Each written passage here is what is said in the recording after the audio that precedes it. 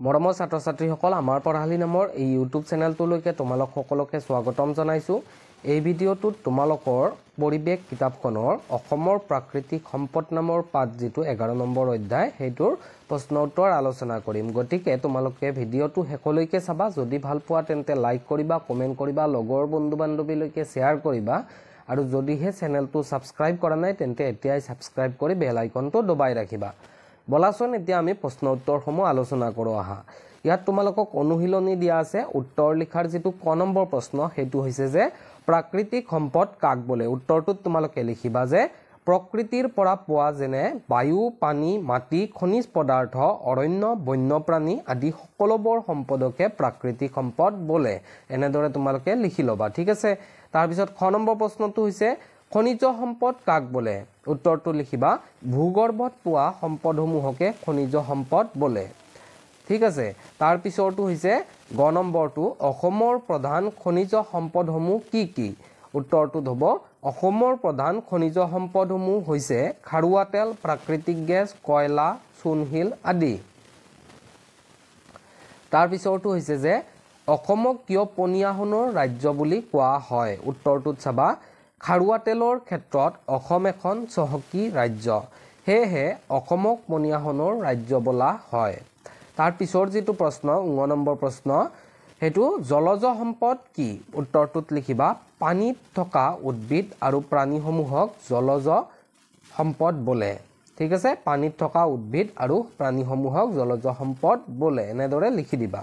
তাৰ পিছত আছে প্ৰথম 6 নম্বৰটো অসমৰ তিনিবিধ কৃষিজাত সম্পদৰ নাম লিখা। উত্তৰটো হ'ব অসমৰ তিনিবিধ কৃষিজাত সম্পদৰ নাম হ'ল ধান, মাহ, সৰিয়হ। তাৰ পিছত আছে দ্বিতীয় 6 নম্বৰ প্ৰশ্নটো তিনিবিধ বনজ সম্পদৰ নাম লিখা। উত্তৰটোত লিখিবা তিনিবিধ বনজ সম্পদৰ নাম হ'ল চেগুন, হৰিণা, ধনেশ, ঠিক আছে। তাৰ পিছত 2 নম্বৰ প্ৰশ্নটো আমি কিয় প্ৰাকৃতিক সম্পদবোৰৰ সদ্ব্যৱহাৰ কৰিব লাগে। উত্তৰটোত তোমালোকে লিখিবা যে প্ৰাকৃতিক সম্পদসমূহ অতি মূল্যৱান, যাতে এই সম্পদসমূহ প্ৰকৃতিৰ বুকুৰ পৰা নিঃশেষ হৈ নাযায় তাৰ বাবে সেইবোৰৰ আমি সদ্ব্যৱহাৰ কৰিব লাগে। তাৰ পিছত দিয়া আছে যে শুদ্ধ উত্তৰটোত শুদ্ধ চিন বা এই চিনটো দিব দিছে তোমালোকক। আমি শুদ্ধ নে অশুদ্ধ এনেদৰে লিখিম। আলকাট্ৰা কয়লা খনিত পোৱা যায়, এইটো অশুদ্ধ হ'ব। তাৰ পিছত আছে চূণশিল এবিধ বনজ সম্পদ, অশুদ্ধ। প্ৰাকৃতিক সম্পদৰ আমি সদ্ব্যৱহাৰ কৰিব লাগে, ঠিক আছে, শুদ্ধ।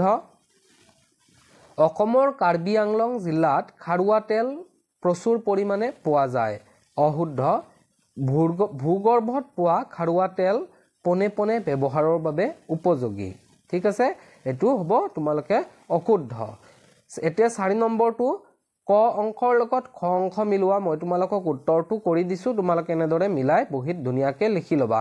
ইয়াত কি দিছে কয়লা, কয়লা কাৰ লগত মিলিব খনিজ সম্পদৰ লগত। খাৰুৱা তেল পনীয়া সোণৰ লগত। গড়, হাতী কাৰ লগত মিলিব বনজ সম্পদ, আৰু পানীত থকা প্ৰাণী জলজ সম্পদ। তোমালোকে এনেদৰে মই মিলাই দিছো লিখি তোমালোকে এনেদৰে ধুনীয়াকে লিখি লবা। গতিকে মৰমৰ ছাত্ৰ-ছাত্ৰীসকল আজিৰ ভিডিঅ'ত ইমানখিনিয়ে। আশা কৰো ইয়াৰ দ্বাৰা তোমালোক উপকৃত হবা। ধন্যবাদ।